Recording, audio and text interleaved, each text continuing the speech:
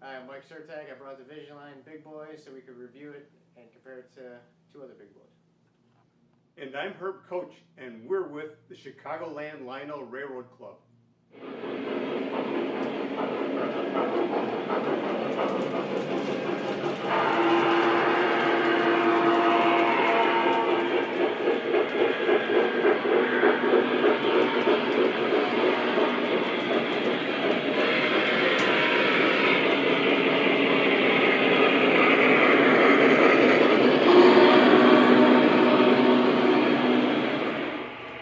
Hey Mike, I'm glad you came over.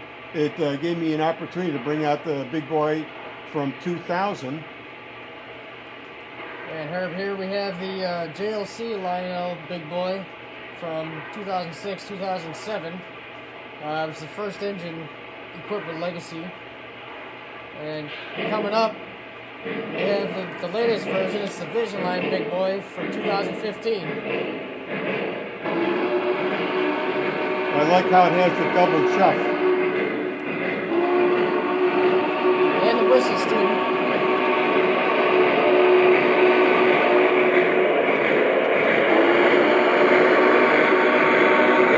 Yeah, what nice detail too.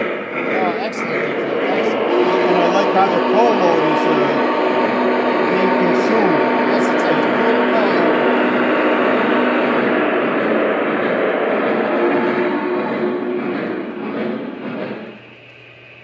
Mike, let's take a look at some of the details on this engine.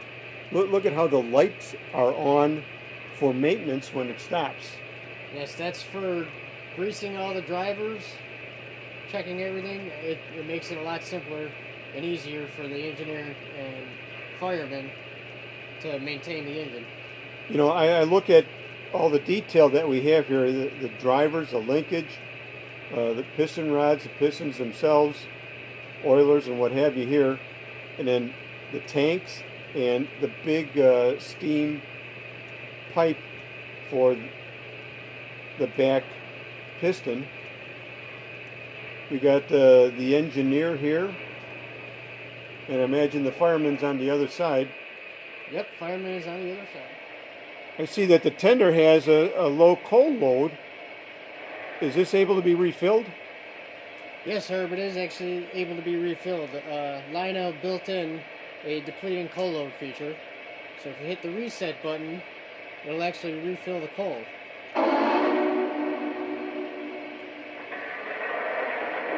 Well, I can hear it. See, it's coming back up slowly.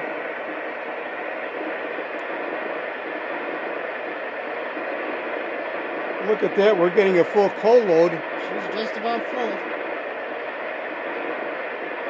You hold it as long as you want, and it'll fill up. That's a nice feature. It also has a blowdown effect. Oh, So, right here under the cab? yes, so if you look right under the cab, you see smoke coming out. Oh, that's to clear the lines of wet steam. That's to blow it all out.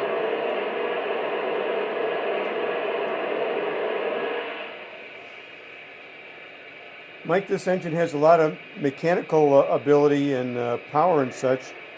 What can you tell me about it? Well, Herb, it was designed to pull a 5-mile train on the flats by itself. What, that's over 200 cars? Probably well over. You gotta think back then cars were smaller and shorter, so had to be well over 200. Had over 6,000 horsepower, and initially they were deemed to be called the Wasatches for the Wasatch Mountains. Oh, that's why they built them, to get over the Wasatch Mountains without a helper. Yes, they even with the Challengers were still struggling every now and then, and they wanted an engine to do it by itself. So in came the Big Boy, and that solved the problem. But they built them in 41, and when they first got the first one, number 4000, it had Big Boy chalked on the boiler front. What, from the manufacturer? Right from the manufacturer. Was that Elco? That was Elco. And the name stuck. So they decided to call them Big Boys instead of Wasatches. Sure is cooler having a Big Boy than a Wasatch. Oh, yeah. I think the name's better off than that. If it was Wasatches, people would probably forget about it.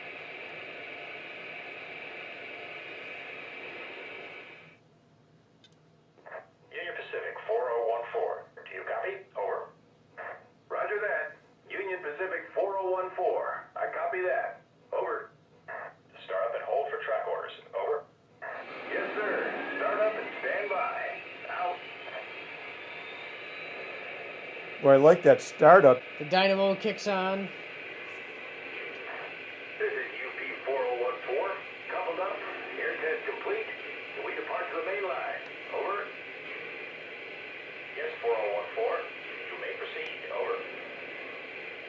Acknowledged. I've got clear boards. 4014 out.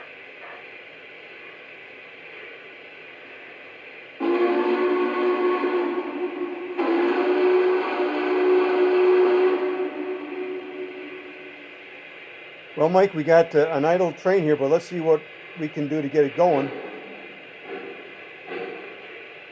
Well, I like how it has that nice chuff for each smokestack. Yeah, it looks real sharp, Herb. She's really blowing a good amount of smoke there. 4014 here. How's the track look? Am I clear? Over. Yes, you have a clear track. Over. Roger that. Making good time. Out. 4014. You're clear south. Over. Yes, sir. Clear board. 4014 out. Copy that. Making good time. Out.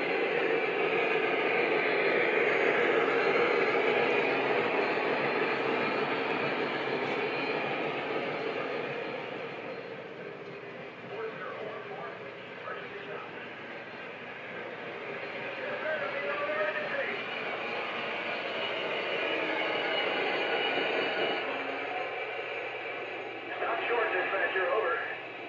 Okay. Please stand by. Out. Herb, I guess we're stopped. Everything's safe. Yeah, here's the builder plate on this engine.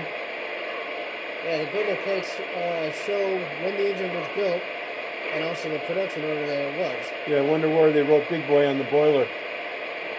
They wrote it right on the boiler front. It wasn't on the side next to the plate. It was actually right on the front. Nice.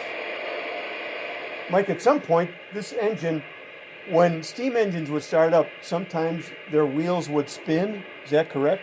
Yes, they would. Every now and then, even the heaviest of engines would slip their wheels. And this Lionel Vision Line Big Boy has that feature.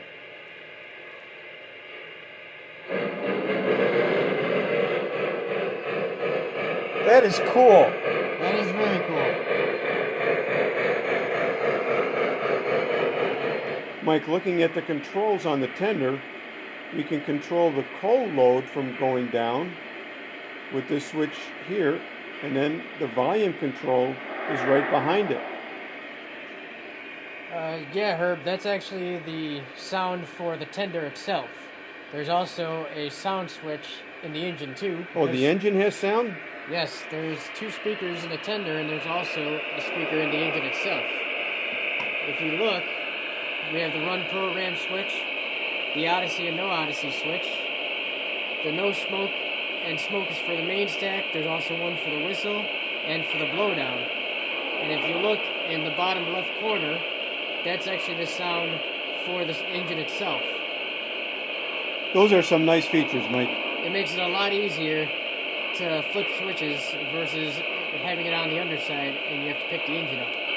And these are big engines they have to flip up. Oh, definitely. They weigh a ton. Herb, I'll show you how to load smoke fluid. If you want to load smoke fluid into the blowdown, there's this little access hole right here next to the switches. You just put the smoke fluid right in there, and that's just for the blowdown itself. Oh, and that's the back part here that comes under the cab. Yep, that's the Let's put your finger on it. I'll just put the plate back on.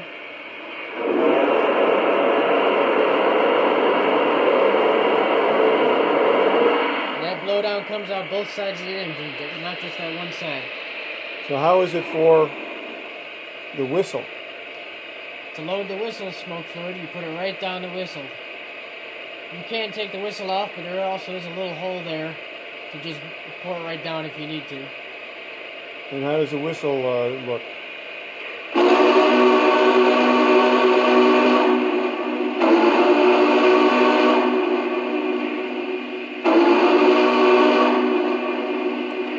And I imagine smoke for the stacks is just done right in the stacks. Actually, Herb, there's two smoke units in the stacks. There's one there and there's one there. So you actually have to fill both stacks in order to load the smoke fluid correctly. This baby's got a lot of steam stuff. She blows a ton of smoke, Herb.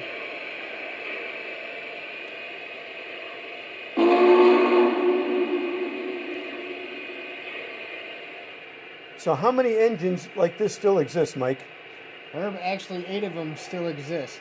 There's 25 built, and this is one of them that actually is still around. And surprisingly, Union Pacific is actually restoring the 4014 back to full operation. Are they doing that at Cheyenne at their steamworks? Yes, it's being restored at Cheyenne. They're hoping to have it done and ready by 2019 for the 150th anniversary of the Golden Spike ceremony. Or that'll really be a nice ceremony. Oh yeah, she will be the largest operating engine in the world then.